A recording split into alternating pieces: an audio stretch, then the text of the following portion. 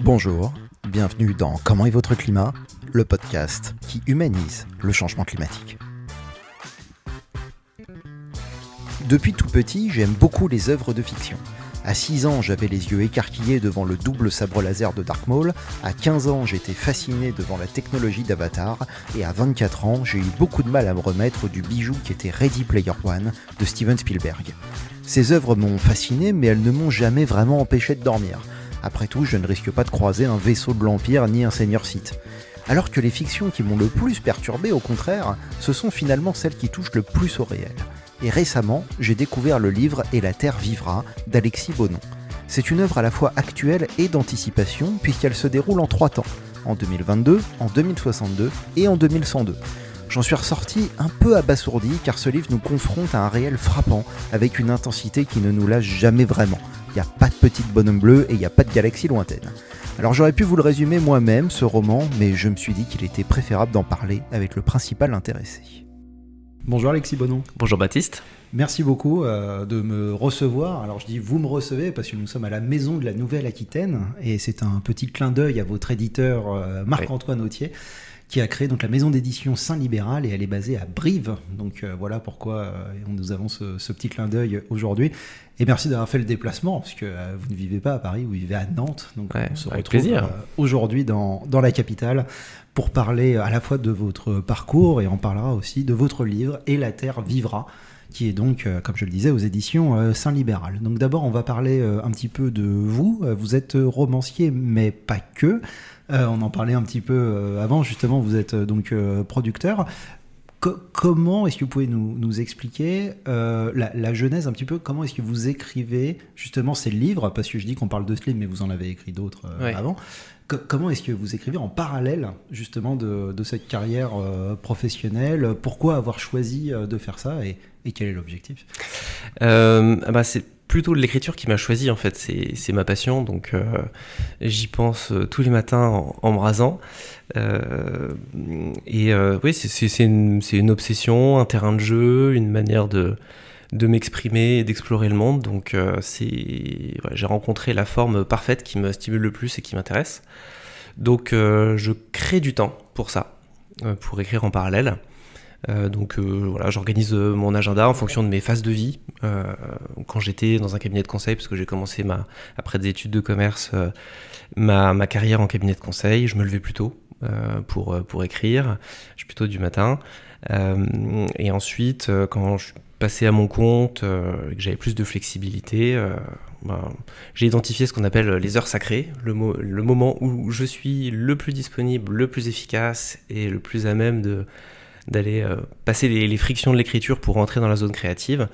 Et je construis mes journées autour de ça si j'ai le luxe de le faire, évidemment. Donc c'est un équilibre entre les contraintes et le désir. Donc ça, c'est votre méthode d'écriture. Je suppose que si je posais la question à 50 auteurs et autrices, j'aurais 50 réponses différentes. Vous qui donnez justement des cours, vous êtes aussi coach en écriture. Oui, tout à fait. Je suppose qu'il n'y a pas de formule magique. Enfin, il y a peut-être un terreau, en tout cas fertile, sur lequel tout le monde se repose, mais derrière, chacun trouve un petit peu sa méthode pour écrire. Ah oui, tout à fait. Il y a des auteurs du matin, des auteurs du soir, des auteurs qui écrivent un peu tout le temps, d'autres qui préfèrent se prendre des plages d'écriture pour écrire à bâton rompu. C'est une question d'énergie personnelle, est-ce qu'on suit une méthode ou est-ce qu'on est plutôt jardinier à écrire un peu de manière déstructurée. Donc ça, c'est vraiment propre à chacun. Moi, je suis plutôt, on va dire, méthodique. Je commence avec quelque chose qui est borné, avec des rails, une méthode. Et puis après, il y a une entropie de la création qui fait qu'on diverge toujours. Donc comme ça que je m'organise, quoi. C'est quoi le conseil que vous pourriez donner à n'importe quel auteur qui voudrait débuter, le conseil pour débuter? Ensuite, je suppose que vous personnalisez un petit peu, mais la première chose par laquelle on rentre dans l'écriture. Le conseil, c'est un conseil un petit peu bateau, mais c'est de pratiquer, donc d'écrire un petit peu tous les jours et peut-être de commencer par des formes courtes. La nouvelle, écrire des nouvelles en une page, pour maîtriser comment est-ce qu'on construit rapidement de l'attention et qu'on organise un récit autour d'une chute. Parce que ça permet en condensé, c'est comme un peintre qui fait des miniatures, de travailler un petit peu tout en transverse sans qu'il y ait l'enjeu d'une profondeur romanesque et de maîtriser différents fils narratifs et qui est un travail de longue haleine, quoi. Donc ça, c'est les conseils que vous donnez, mais vous ne faites pas que conseiller, vous pratiquez aussi. Ouais. Donc on le disait, vous avez écrit donc ce livre Et la Terre vivra. Alors ce livre, voilà, je vous reçois pour ça parce qu'il est dédié au changement climatique directement. Voilà, Ouais. c'est un livre environnemental. Et j'ai lu que vous étiez tombé dedans, dans cette thématique, par un certain Jean-Marc Jancovici, que normalement tout le monde connaît. Enfin, en tout cas, si vous écoutez Comment est votre climat, normalement vous avez déjà entendu ce nom quelque part. Qu'est-ce qui vous a marqué chez lui? Pourquoi est-ce que c'est lui qui vous a autant impliqué dans le sujet? Alors c'est la magie des algorithmes. J'étais en Australie, j'étais envoyé par mon cabinet de conseil, j'étais dans des chambres d'hôtel le soir, donc soit j'écrivais, soit je jouais aux échecs, soit je regardais des vidéos, parce que je suis très curieux, donc j'aime bien apprendre de nouvelles choses, et je suis tombé sur les cours de Jean-Marc Jancovici aux mines. Et donc c'est un exposé assez frappant qui explique le soubassement physique de notre monde, toutes ses limites. Et moi, c'était vraiment un coup de pied dans la fourmilière, parce que ça a battu en brèche des conceptions que j'avais sur des choses que j'avais pas questionnées, quoi. Donc après, maintenant, ça commence à être un petit peu plus connu parce qu'il y a sa BD qui récapitule bien tout ça, Le Monde sans fin. Ouais, avec Christophe Blain. Voilà, avec des super analogies, les esclaves énergétiques, voilà, pour faire comprendre que notre mode de vie occidental repose sur une consommation massive d'énergie, principalement stockée dans le pétrole. Et que en fait, la plupart des choses qu'on fait dans notre mode de vie de consommation consomment de l'énergie et a un coût pour la planète dans le dégagement de CO2 entre autres, quoi. Moi, je demande souvent à mes invités si vous aviez un grand soir de l'écologie ou si vous avez appris petit à petit. J'ai l'impression de ce que vous me dites que vous avez d'abord eu le choc et ensuite vous avez creusé, quoi. Ouais, tout à fait. J'ai eu ce choc où j'ai regardé toutes les vidéos qui sont encore disponibles d'ailleurs sur YouTube, je pense, sur YouTube, du séminaire de Jean-Marc Jancovici. Après, j'ai dû le laisser reposer en me disant qu'il allait falloir que j'en fasse un roman parce que le sujet était énorme. Et après, je me suis documenté 1 ou 2 ans plus tard, parce que j'étais en train d'écrire un autre roman, qui était mon premier roman publié à ce moment-là. Et quand j'ai pris ce sujet-là, là, je me suis fait une bibliographie d'une, 20 ou 30 d'ouvrages. Et c'est là où j'ai creusé, pour vraiment documenter, avoir des points de vue contradictoires, et puis comprendre ce que concrètement se produisait et allait se produire, peut-être dans l'avenir, quoi. Là, c'est la question que j'allais vous poser, justement, parce que le livre dont on va parler dans quelques instants, en fait, il est quand même d'une complexité finalement assez immense, parce que vous parlez donc de 3 époques, donc 2022, 2062, 2102, pour que les choses soient réalistes. Voilà, faut quand même énormément se documenter, donc vous en parliez un petit peu. Donc vous avez une liste d'ouvrages, mais comment est-ce que vous avez rencontré des gens, je sais pas moi, des ingénieurs agronomes, des gens comme ça peut-être? Non, c'était essentiellement par le biais du livre ou des vidéos, de séminaires, d'interventions. Aurélien Barraud et d'autres, voilà, des gens qui ont pris la parole et qui sont médiatisés sur le sujet. Donc en fait, moi, ma manière, quand j'écris un roman, c'est toujours stimulé par une idée, l'envie de creuser un concept. Et donc là, c'était le dérèglement climatique, le déni, la complexité de ce qui se jouait, et puis aussi le côté vertigineux de ce qui était à l'œuvre et de ce qui allait sans doute se produire.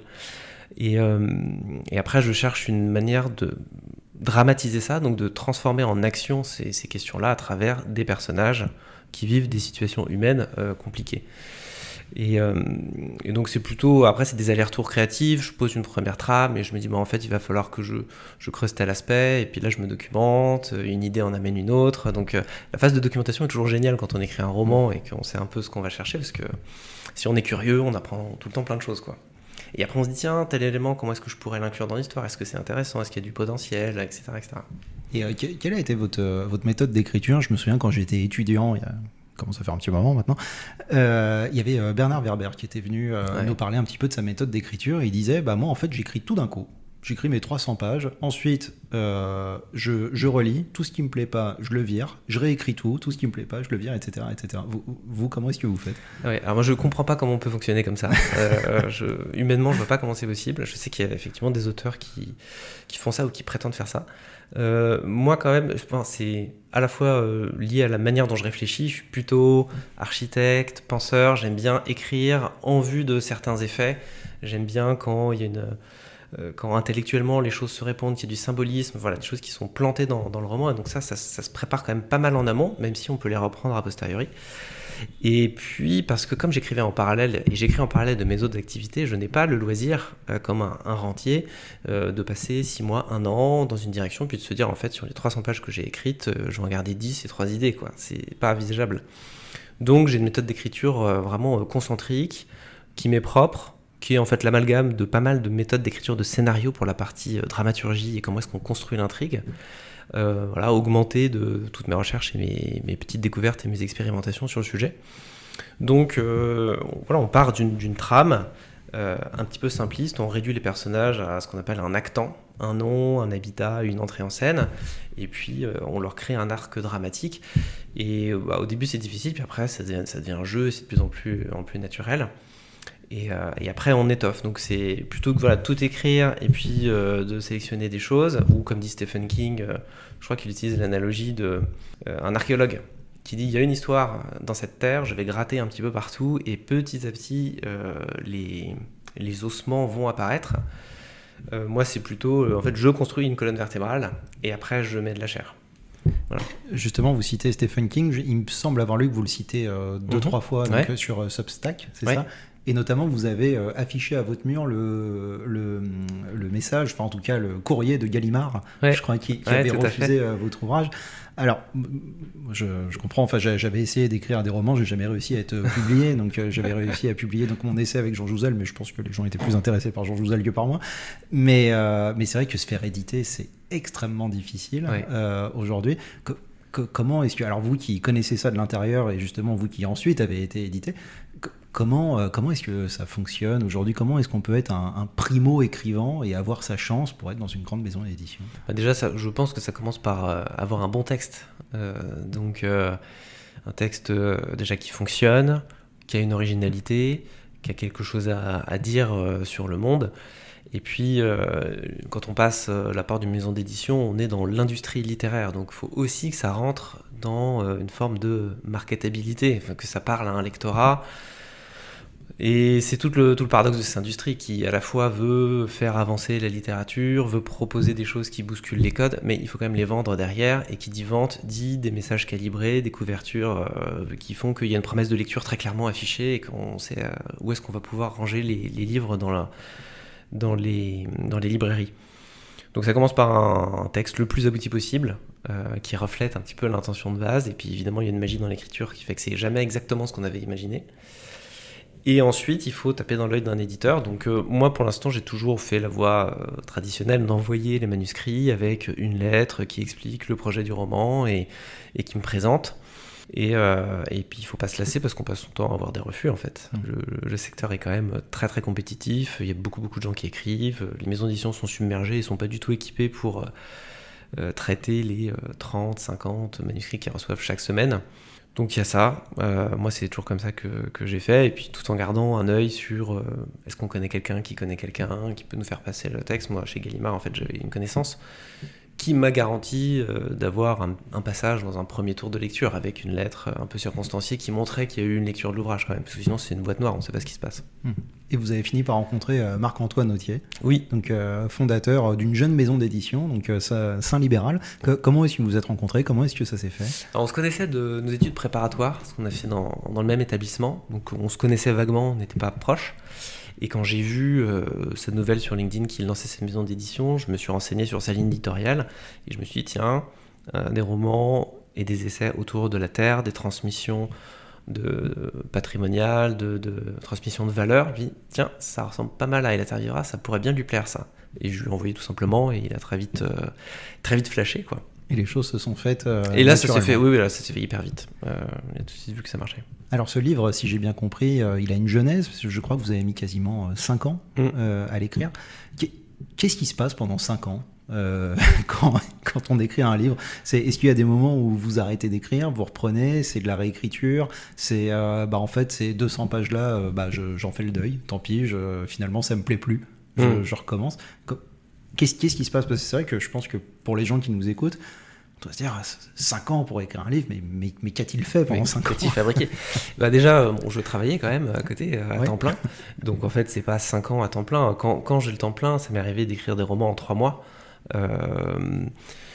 Là, en fait, c'est 3 romans dans un roman. Donc je me suis mis quand même pas mal de difficultés dès le début, avec donc ces 3 époques, 2022, 2062, 2102.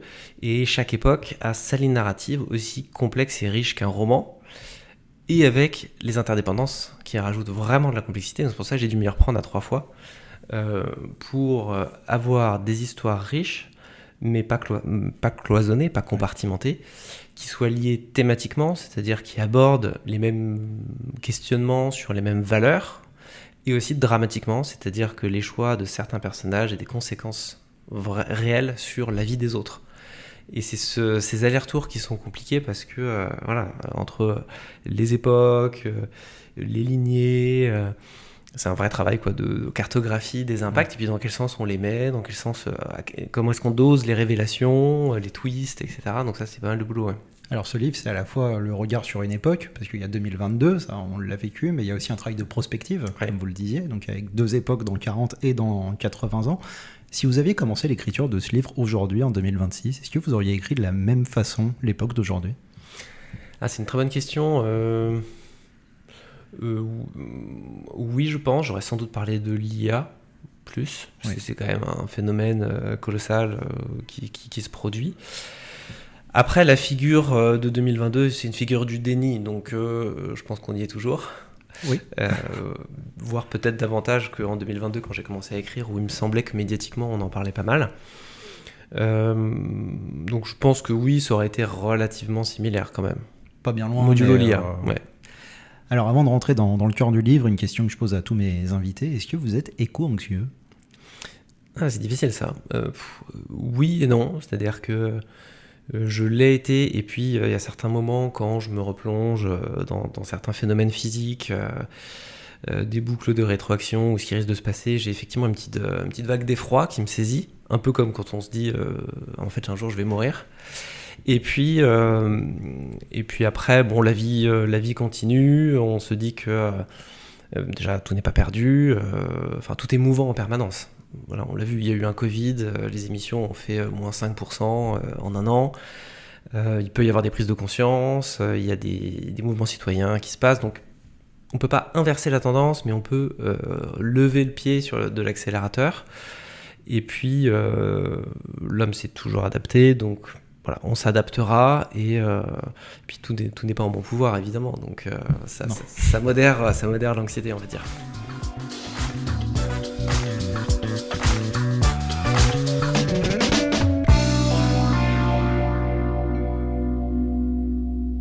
Alors rentrons dans le cœur de l'ouvrage. Donc, Et la Terre vivra, donc vous l'avez dit, c'est un roman d'anticipation. Ouais. Alors 2 tiers anticipation, parce que le premier tiers 2022, évidemment... C'est le passé en fait. C'est même le passé d'ailleurs maintenant. C'est fou de se dire que c'était il y a 4 ans d'ailleurs, j'ai l'impression que c'était hier.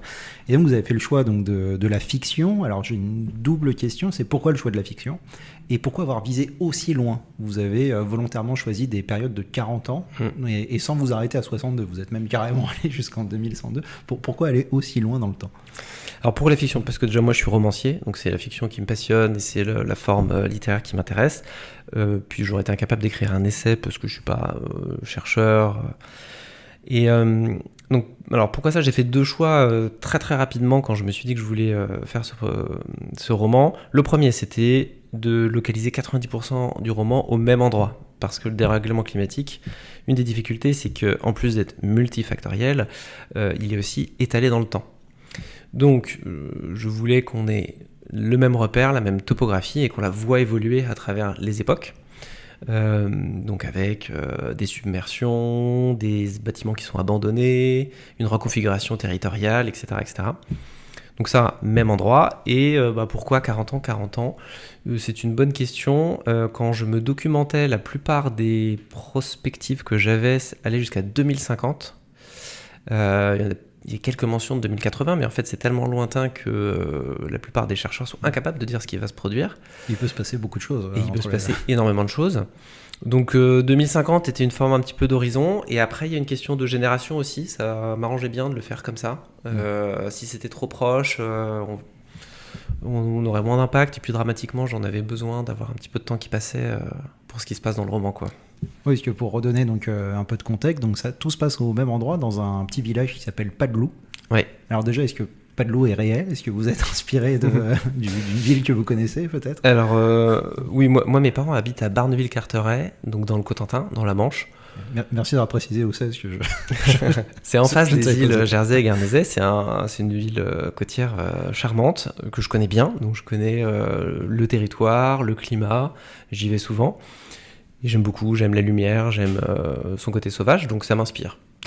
Et après, à partir de là, j'ai déformé la topographie. Et puis c'est pas du tout un roman à clé, dans le sens où je connais pas les habitants là-bas particulièrement, je connais pas la mairie, etc. Donc c'est pas un roman à clé, c'est une source d'inspiration.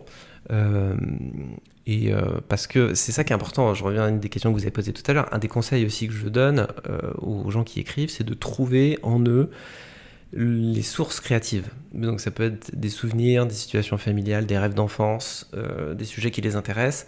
Ça, c'est des choses un petit peu inépuisables où on sent très vite si on en a sous le pied, si on a de la matière à explorer. Et donc là, j'avais un décor, un théâtre qui m'intéressait. Et je savais que je pourrais facilement décrire la lumière, la mer, la côte, etc. Non, enfin moi en tout cas, j'ai trouvé le choix du lieu extrêmement intéressant. Vous êtes en bord de mer, la Normandie en plus.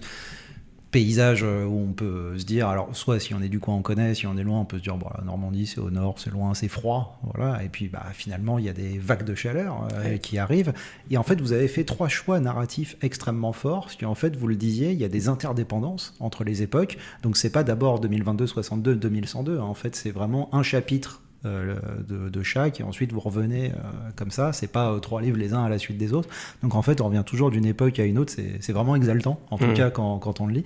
Et vous avez fait 3 choix forts, donc il y a le fameux choix donc, de 2022 dont vous parliez tout à l'heure, donc accident industriel dans une usine. En 2062 vous traitez plutôt de la crise migratoire, et en 2102 il y a une forme de résistance qui s'installe de la part d'Alma, dont on entend parler un petit peu dans 40 ans avant. Et Alma, elle veut pas vendre sa terre.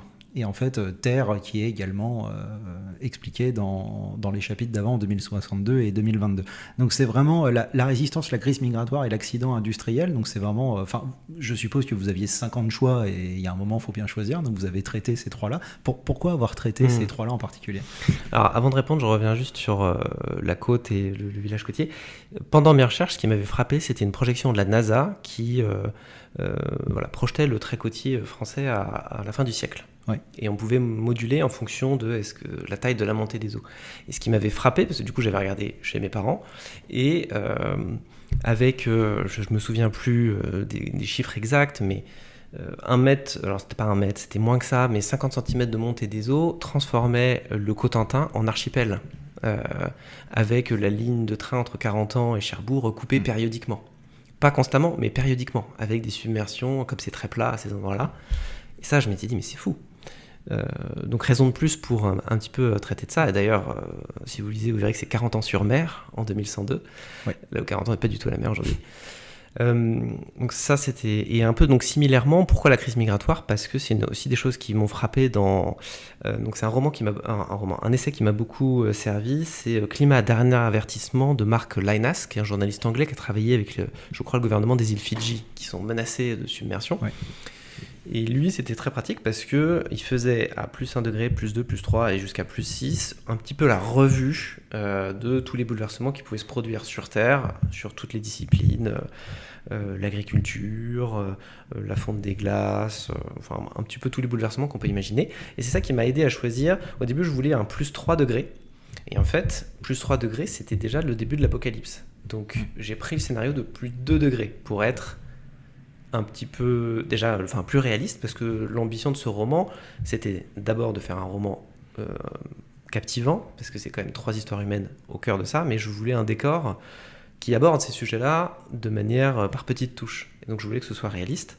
Donc j'ai choisi ce plus 2 degrés. Et à plus 2 degrés, en fait, une des choses qui m'a aussi frappé, c'était les vagues migratoires qui allaient immanquablement se produire en Inde, avec en fait des zones, le delta du Gange, je crois, complètement inhabitables. Il y a déjà très périodiquement des dômes de chaleur, de plus de 50 degrés depuis quelques années en Inde. Et d'ailleurs, c'est marrant parce qu'il n'y a pas longtemps, un lecteur m'a dit « Ah, j'ai cru que... j'ai entendu parler de dôme de chaleur à la télé, et j'ai cru que c'était toi qui avais inventé le terme dans ton roman. » Donc, ce qui montre vraiment qu'il y a une méconnaissance de ces sujets-là, parce que les dômes de chaleur, ça existe en Inde depuis des années. Avec des 50 degrés, il y a le seuil du thermomètre mouillé aussi qui empêche toute activité physique. Donc, c'est déjà là, et ça va s'accentuer, et c'est un petit peu inéluctable. Ce qui va se produire là-bas, donc c'est des dizaines de millions de gens qui vont devoir migrer. Et alors ça c'est après personnel, mais souvent dans mes romans j'ai les figures du migrant, je sais pas pourquoi, qui revient comme un peu le visage de l'autre de Lévinas, une altérité qui débarque et il faut décider ce qu'on en fait. Donc ce thème a trouvé sa place tout de suite dans le roman en me disant, en tirant le trait, il y aura sans doute des migrants qui viendront jusque dans nos contrées parce qu'on leur aura vendu un rêve d'une vie beaucoup plus stable que chez eux, quoi. Et puis vous l'humanisez énormément aussi, la figure du migrant. Voilà, il y a, sans spoiler évidemment, donc il y a une histoire, on va dire, avec le camp de ceux qui l'acceptent et ceux qui ne l'acceptent pas. D'ailleurs, il y a un référendum dans le livre à un moment pour savoir est-ce qu'on garde les migrants ou pas. Je ne donnerai pas la réponse, je vous invite à le lire évidemment.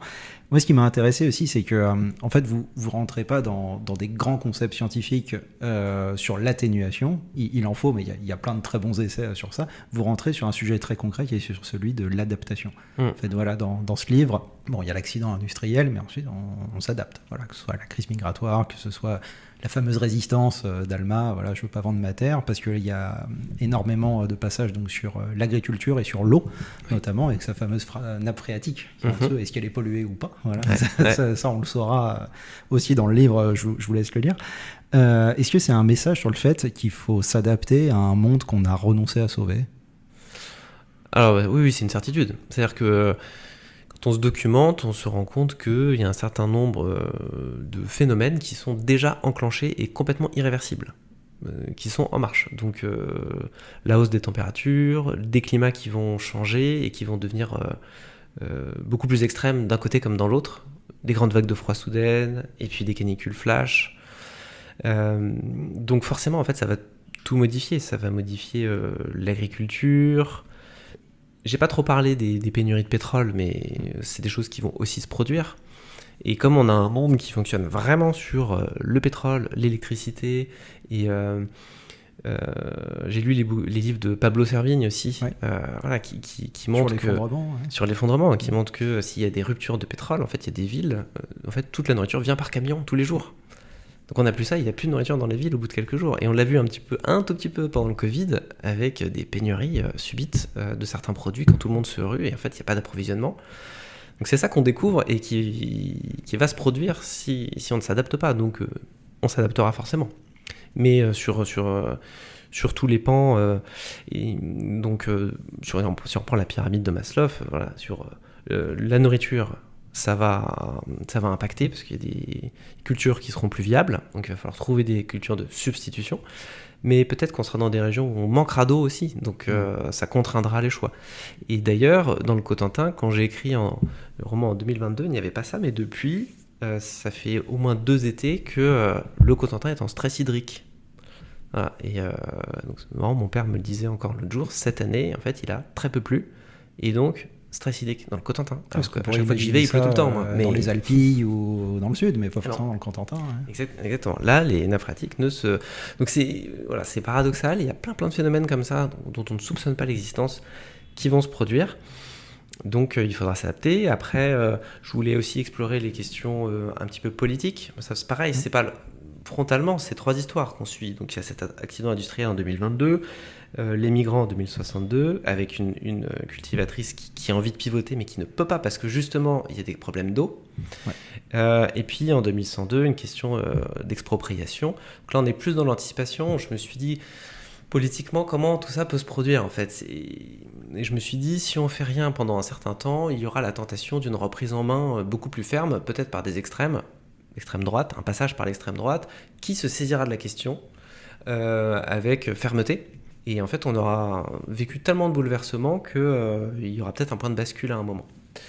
Donc je voulais explorer ça, le municipalisme aussi, le fait que on redescende un certain nombre de compétences plus dans les villes, parce qu'en fait vivre en Normandie n'aura rien à voir avec vivre dans le sud de la France. C'est pas moi qui vais vous contredire. Donc voilà, donc toutes ces petites thématiques, je les ai documentées, je me suis fait une religion sur à chaque époque comment ça pouvait évoluer, et puis ça a formé la toile de fond du roman. Alors, vous avez 3 époques donc complètement différentes. Quelle a été la plus délicate à écrire? Est-ce que finalement c'est d'écrire aujourd'hui que vous connaissez, ou imaginer demain, et c'est un grand terrain de jeu d'imaginer demain? Oui. Je pense que c'est sur des questions différentes. Effectivement, sur l'imagination, 2100 c'était la plus difficile à imaginer. Parce que c'est très loin. Oui, voilà, c'est très loin. Donc là, pareil, en fait, je me suis dit, j'ai pris les différentes dimensions et je me suis dit, bon, ok, qu'est-ce qu'on cultive? Quelle est la température là-bas? Enfin, je veux dire, à cette époque-là. Est-ce qu'on a le droit de voyager? Voilà, donc j'avais une liste de questions et puis j'ai un petit peu décidé, mais ça, c'était pas simple. Après, humainement, sur la psychologie des personnages, la deuxième époque était plus difficile pour moi à écrire. Donc 2062. 2062. La crise migratoire. Avec la crise migratoire. En disant, c'est quand même un sacré bouleversement. Parce que ceci, des questions que je voulais explorer, c'était les générations qui vont venir, comment est-ce qu'elles vont vivre leur situation? Est-ce qu'elles vont en vouloir aux générations précédentes? Est-ce que en fait, leur horizon d'attente aura complètement évolué? Et on sera par exemple revenu à un stade un peu comme au Moyen-Âge où dans tous les cas on ne voyageait pas à plus de 50 km de chez soi, de son lieu de naissance. Est-ce qu'on va revenir à ça? Donc voilà, toutes ces interrogations, et après je les ai mises dans les pensées et la bouche de certains personnages. Et vous imaginez énormément de concepts d'ailleurs. Alors j'ai lu les agri-gardiens, les biorégions. Vous parlez même donc de. Alors le quota carbone, on en parle aujourd'hui, mais là vous le poussez vraiment à l'extrême, ouais. Vraiment dans le quota carbone. Qu'est-ce qui vous a amené à inventer ces concepts, et quel niveau de crédibilité vous leur donnez pour qu'ils arrivent réellement? Alors on dit souvent un roman, et notamment l'anticipation, est fait de détails. Je ne sais plus quel auteur dit ça, mais ce qui permet l'expérience émotionnelle et intellectuelle de lecture, c'est de s'ancrer par les sens et par le quotidien dans une autre réalité. C'est pour ça que souvent les romans de science-fiction commencent beaucoup par des immersions sensorielles dont on a besoin en fait pour rentrer dans le pacte littéraire. Donc il faut décrire. Ensuite, la science-fiction, par contrat, propose... alors là, c'est de l'anticipation très très light. Il y a très peu de technologie. Justement, je voulais que l'expérience de pensée soit pas trop difficile pour qu'on me dise pas c'est de la science-fiction, ça se passera jamais comme ça. Non, je voulais un glissement lent, parce que le dérèglement climatique, c'est pas des bouleversements tous les jours, c'est un glissement lent, un peu comme... la grenouille qui cuit dans son bocal, qui se rend pas compte que l'eau est en train de bouillir. Après, c'est quelque chose qui m'amuse aussi. C'est quand on crée un monde, on se dit toujours quel est le système de pensée, quel est le système politique, quel est le système religieux, qu'est-ce qu'on mange, comment est-ce qu'on se déplace, comment est-ce qu'on occupe notre temps. Donc, c'est un peu des questions type, et après c'est hyper amusant en fait de créer ça. Et donc c'est là où la phase de documentation stimule plein de pensées, et après voilà, c'est un peu naturel. Donc il faut piocher là-dedans en des choses qui vont tisser l'univers du récit, lui donner de la crédibilité. Après je fais exprès de pas tout expliquer, comme Frank Herbert dans Dune, qui nomme des concepts, des objets, des véhicules, et qui dit pas du tout à quoi ils ressemblent. En fait le lecteur comprend très bien avec le concept. Avec le contexte et ce qui se passe. Donc, c'est la force du concept, on a l'impression de l'avoir toujours connu finalement. Voilà. Donc, et après, moi j'aime bien les jeux sur le langage, et nous, quand on regarde notre époque, aujourd'hui, il y a des mots qui sont rentrés dans le langage. Il y a 20 ans, il n'y avait pas les téléphones, il n'y avait pas les réseaux sociaux. Ça fait partie de nos vies. Donc en fait, c'est logique que dans 20, 50, 100 ans, les réalités soient différentes, et qu'en fait un Vélec ça parle à tout le monde, c'est un vélo électrique parce que c'est le moyen de transport de base le moins polluant que tout le monde utilise. Donc voilà, j'ai mis des petites touches à droite à gauche pour par pointillisme faire un tableau. Oui, puis une biorégion, un agri-gardien, on comprend ce que c'est. Voilà. Mais même si on n'en a pas encore rencontré, on les rencontrera bientôt en tout cas. Il y a des gens dont vous parlez, les industriels, les communicants, et vous parlez aussi des maires. Alors les maires, ça va, ils ont plutôt bonne presse dans votre livre, mais les deux premiers quand même un petit peu moins. Enfin, ils n'ont pas le meilleur rôle. Est-ce que finalement c'est un appel à la fois anticapitaliste et au sursaut démocratique? Ah oui, tout à fait. Moi, donc j'ai écrit ce livre pour réfléchir, pour me documenter, parce que Ça c'est Philip Roth qui dit ça, Philip Roth, l'américain. Un livre, c'est des questions humaines difficiles. Et donc voilà, ma manière de creuser la question, c'était ça. Mais je voulais restituer, je voulais créer une expérience de pensée, une prise de conscience, ou en tout cas déclencher des réflexions chez des gens qui n'y avaient jamais pensé. Donc évidemment, je fais ça pour stimuler. Après, charge à moi de construire un champ dialogique qui soit pas caricatural. C'est-à-dire qu'il faut qu'il y ait différentes idées qui s'expriment, parfois toutes valables, parfois différentes. Mais j'ai eu à cœur de faire un roman gris. C'est-à-dire, moi, la réponse que je donne en tant que romancier, c'est la réponse de l'action des personnages, mais il y a tous les points de vue qui sont censés s'exprimer quand même, pour refléter la réalité. Alors, parmi ces personnages, donc il y a Pierre, donc il y a l'accident industriel donc, qui a été caché, on peut le dire, ça c'est pas spoilé, mais vous avez aussi donc la mère, la mère, alors MAIRE avec sa fille, parce que voilà, bon, c'est aussi la mère et la mère, qui ne sont pas du tout d'accord donc sur certaines gestions dans Pas de l'eau, et il y a des choix parfois très radicaux, notamment dans la période de la crise migratoire. Donc une jeune femme accueille un migrant, parce qu'elle est prise d'émotion, parce que ce migrant il est là avec sa fille, son petit bébé. Je peux pas les laisser comme ça, mais en même temps en face il y a des gens qui essayent de les mettre dehors, que ce soit d'un côté comme de l'autre. Est-ce qu'il faut être radical pour se faire entendre? Alors ça, je sais pas si je peux répondre à cette question. Il y a de la radicalité en tout cas. Alors moi, ce que j'ai fait, évidemment, de toute façon, quand on est romancier, on place souvent ces personnages dans des cas limites, parce que c'est là qu'ils révèlent leur personnalité. C'est des obstacles qu'ils doivent vivre, surmonter pour apprendre des choses sur la vie. C'est comme ça que l'arc transformationnel progresse.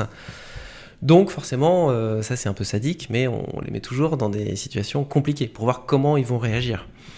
Et après, moi j'ai souvent dans mes romans cette question de passer à côté de sa vie. Alors c'est pas réussir sa vie, mais c'est éviter de passer à côté de sa vie. C'est-à-dire écouter l'appel de sa vocation ou du destin, et parfois ça bouleverse, et c'est ça que je mets en scène en fait.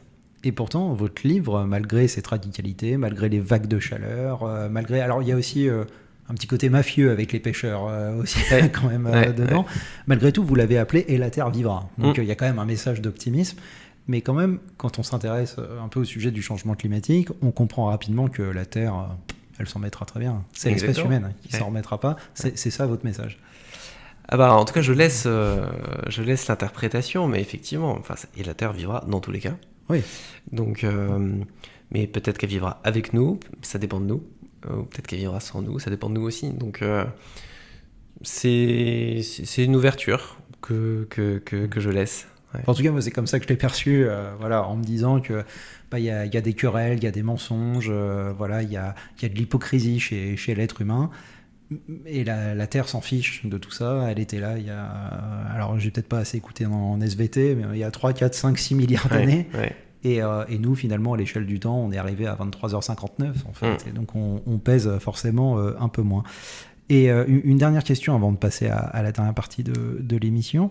Si vous deviez vivre, là, demain, vous êtes obligé de choisir l'une de ces 3 époques, 2022, 2062, 2102, dans laquelle vous vous sentiriez le plus à l'aise? Bon, naturellement, j'ai envie de dire 2022, parce que c'est ce que j'ai toujours connu, le mode de vie, etc. Donc vous n'êtes pas assez optimiste pour vous dire « je vivrai mieux demain ». Non, mais ça, je pense que c'est un biais psychologique. C'est un biais psychologique, sachant ce que je sais, ce qui risque de se produire. C'est vrai que le climat changeant, le beau climat stable, il est plutôt derrière nous. Donc je préfère vivre en 2022 quand même. Après, je sais pas si on va en parler après, mais je voulais quand même 3 personnages, donc avec une grande galerie de personnages secondaires. J'avais à cœur de montrer des personnages qui se révoltent, qui remettent en cause le status quo. J'avais envie de montrer et de questionner une figure du déni, donc plutôt Pierre en 2022. Et après, je voulais des personnages de femmes fortes, qui, évidemment, c'est difficile, mais se révoltent, passent à l'action, parce qu'on a besoin de ça pour être inspiré aussi. Je pense que le premier personnage de femme forte dont vous parlez, c'est Sarah. Oui, c'est Sarah. Donc qui travaille avec Pierre. Donc Pierre, lui, en fait, il est communicant. Donc dans l'entreprise où il y a eu le fameux accident industriel. Alors il est promis à un grand futur. Je crois qu'il allait devenir directeur de la stratégie. Ouais, c'est ça, il me semble. Et donc il part avec Sarah, qui doit avoir une trentaine d'années à peu près. Bon, il lui explique un petit peu la vie. Tout à fait. Globalement, il y a quand même pas mal de mansplaining voilà, sur ça. On sent qu'il y a aussi une critique un petit peu du patriarcat à travers ça. Et Sarah, elle, voilà, elle est exécutante parce qu'elle est sous Pierre, mais on sent qu'elle en veut, qu'elle a des idées. Et je ne raconte pas la suite du livre, mais elle a plus que des idées. Ah oui, tout à fait. Ah oui, mais ça m'intéressait parce que effectivement, il y a cette question du patriarcat quand même qui est importante. La situation actuelle hérite aussi de ça, de cet appétit des hommes pour l'accroissement des richesses, l'exploitation de la terre. Alors, c'est un petit peu caricatural, mais c'est pas tout à fait faux non plus. Et donc, voilà, je voulais des personnages de femmes qui renversaient la table, quoi. Et qui sont du bon côté de l'histoire. Tout à fait. Camille, donc en 2062, c'est elle donc, qui accueille justement les migrants, en tout cas qui souhaite le faire à sa modeste échelle, mais elle est face à un système. Et Alma, donc en 2102, donc qui fait face au problème d'expropriation. Donc oui, énormément de personnages qui s'entremêlent et qui sont tous aussi passionnants les uns que les autres. En tout cas, moi pour ma part, j'aurais du mal à choisir une des trois époques.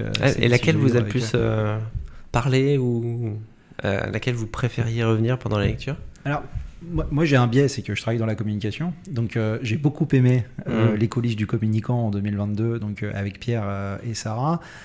Alors bon, je vous rassure, tous les communicants ne sont pas comme ça quand même, parce que là pour le coup, il y a des mensonges éhontés véritablement de la part de Pierre qui cache en fait la vérité.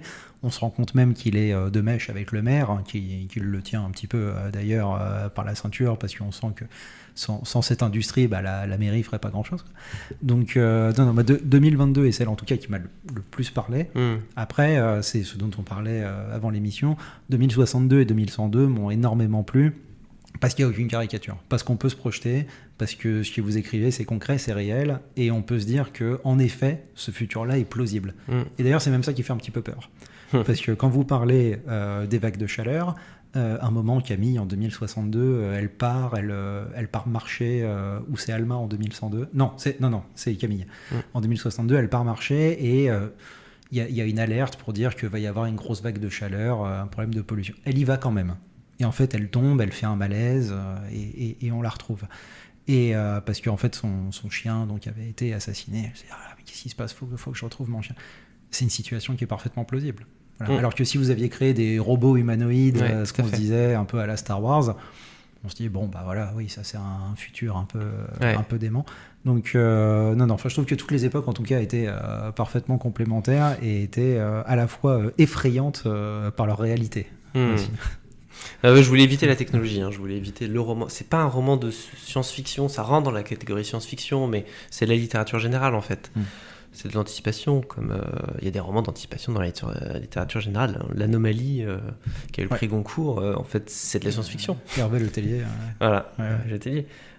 Soumission de Michel Houellebecq, c'est de la science-fiction, mais c'est de la littérature générale. Donc là, c'est plutôt arrangé dans ces cases-là, en fait. C'est vraiment j'ai voulu une pente douce pour imaginer ce que ça peut être de manière très très plausible pour qu'on se pose des vraies questions. Ouais. En tout cas, moi je m'en suis posé plein quand même, après avoir lu ce livre.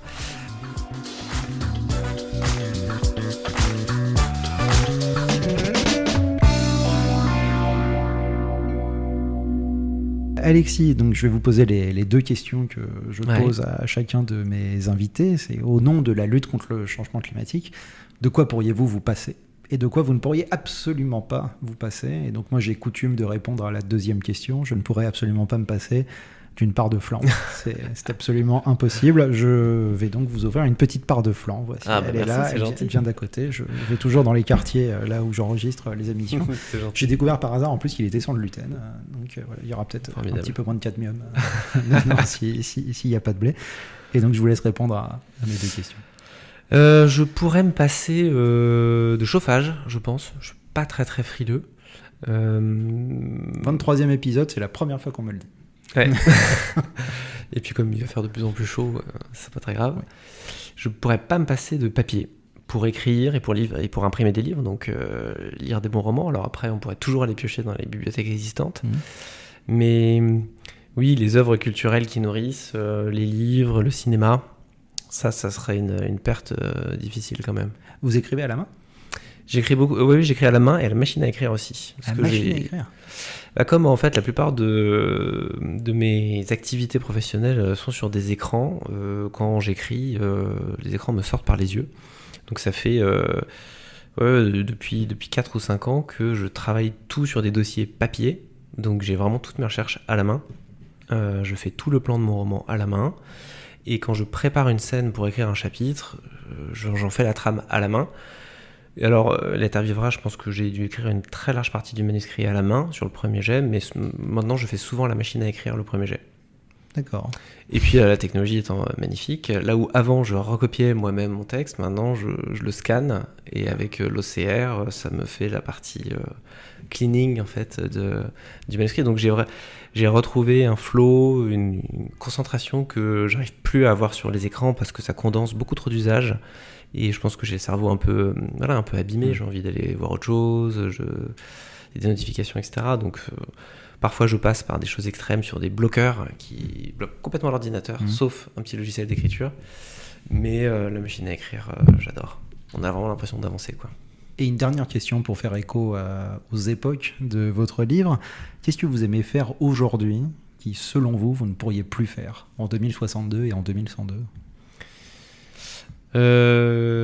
Voyager, en tout cas se déplacer très très facilement. C'est possible que ça devienne extrêmement coûteux à un moment, peut-être pas en horizon 2062, mais horizon 2102, il est possible que ça devienne très très cher de se déplacer, voire interdit si jamais il y a des seuils de pollution et de rejet de CO2 qui sont dépassés. Donc là, typiquement, aller voir mes parents en Normandie sera peut-être plus possible aussi facilement en 2102. En TER. Voilà, sauf s'il y a toujours il faut prendre de plus en plus le train, oui. Ouais, comme quoi on est à peu de choses, vous parlez de la pénurie de pétrole, voilà, il suffit de fermer les 17 km du détroit d'Ormuz et hop, plus rien, ouais, complètement. Et on peut plus voyager. Bah, écoutez, merci beaucoup Alexis Bonon d'avoir participé à Comment est votre climat, et donc je rappelle votre livre Et la Terre vivra aux éditions Saint-Libéral. Merci. Merci beaucoup. Merci beaucoup d'avoir écouté ce nouvel épisode. Comme d'habitude, n'hésitez pas à laisser un commentaire sur les applications de streaming et les réseaux sociaux. Vous pouvez également noter l'émission sur 2 applications, Spotify et Apple Podcast. Si cet échange vous a plu, partagez-le, parlez-en autour de vous et publiez-le sur les réseaux sociaux. Je ne peux désormais que vous inciter à vous procurer Et la Terre vivra d'Alexis Bonon et de donner votre ressenti en commentaire. Merci beaucoup pour votre fidélité et à très bientôt.